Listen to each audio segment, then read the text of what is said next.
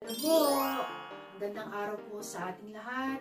Saan man kayo naroroon sa iba't ibang dako ng mundo, lagi po tayong patnubayan ng ating Panginoon Diyos. Ngayon po ay luluto po naman tayo ng gulay.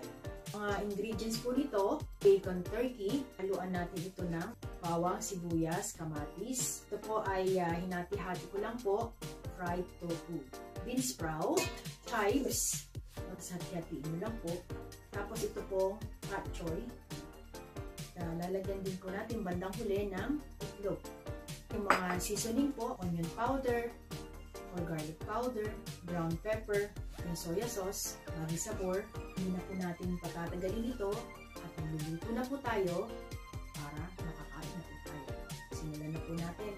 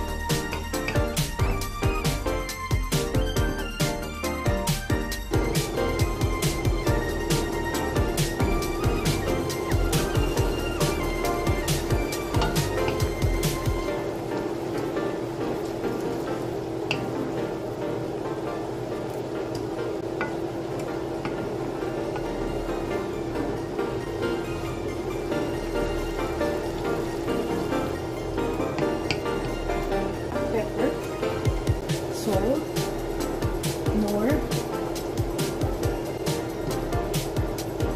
fried tofu, bacon turkey. Ito na po sinama sa paggisa kasi luto na po ito, baka matulog po.